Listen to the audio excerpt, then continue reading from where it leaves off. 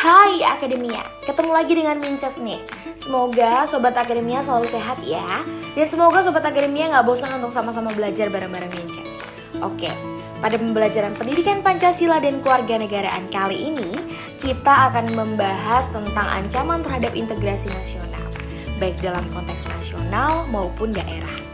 Adapun tujuan pembelajaran dalam modul yang akan kita bahas kali ini adalah untuk menguasai pengetahuan kewarganegaraan dalam mengidentifikasi pentingnya penyelesaian kasus-kasus ancaman terhadap ideologi, politik, ekonomi, sosial, budaya, pertahanan, dan juga keamanan. Oke Akademia, potensi ancaman dan hambatan terhadap bangsa dan negara Indonesia dalam bidang ideologi, politik, ekonomi, sosial, budaya, pertahanan, dan keamanan dapat datang kapan saja.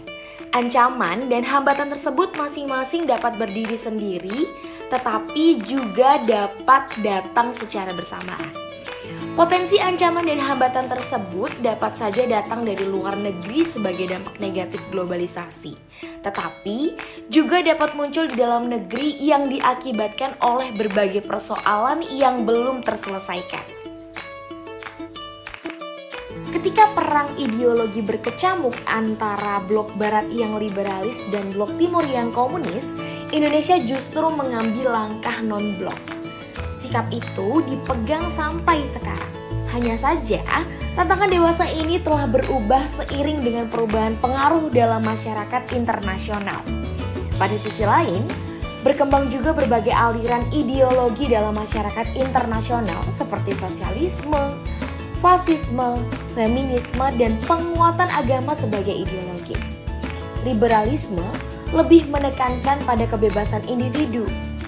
Liberalisme ini dikritik oleh sosialisme atau komunisme. Sosialisme merupakan gerakan ekonomi politik di mana penguasaan atas alat produksi dikontrol oleh negara.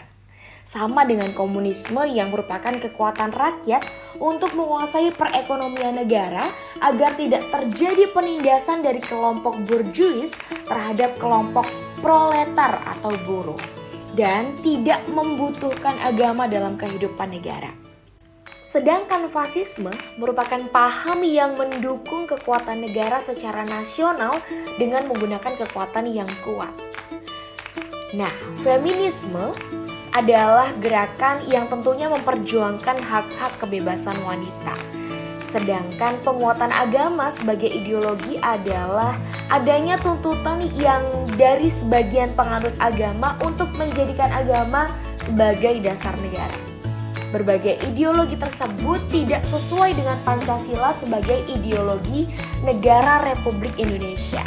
Sebab dalam Pancasila, semua perbedaan individu, golongan, dan agama sudah terwadahi untuk hidup bersama secara berdampingan.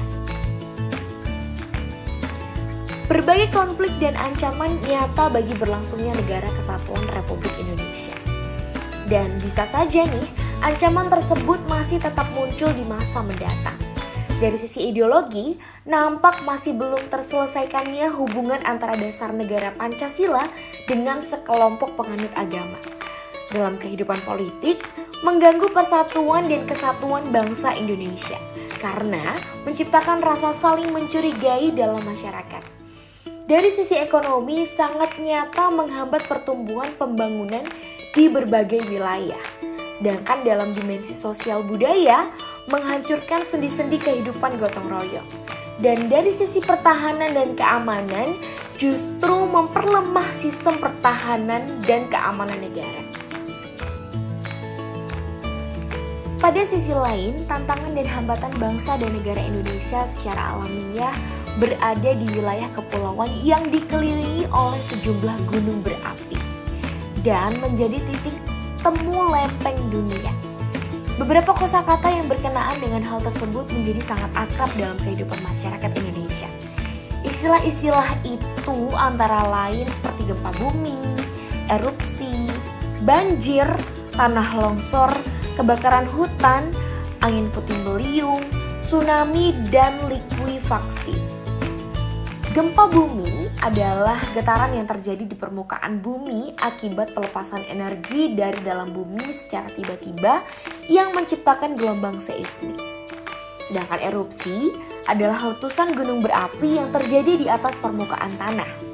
Dan banjir adalah peristiwa ketika aliran air yang berlebihan merendam daratan. Tanah longsor adalah peristiwa geologi karena adanya pergerakan tanah dengan berbagai tipe seperti jatuhnya bebatuan atau gumpalan besar tanah. Dan kebakaran hutan adalah terbakarnya sebagian besar atau seluruh kawasan hutan. Angin puting beliung adalah angin yang berputar dengan kecepatan tinggi yang dinamakan juga sebagai tornado dalam waktu yang singkat. Tsunami adalah perpindahan badan air yang disebabkan oleh perubahan permukaan laut secara vertikal dengan secara tiba-tiba.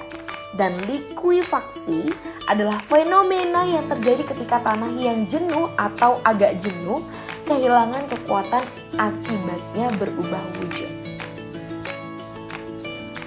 Oke, segitu dulu ya pembelajaran kita kali ini. Minces mohon izin pamit undur diri, sampai bertemu di pertemuan selanjutnya.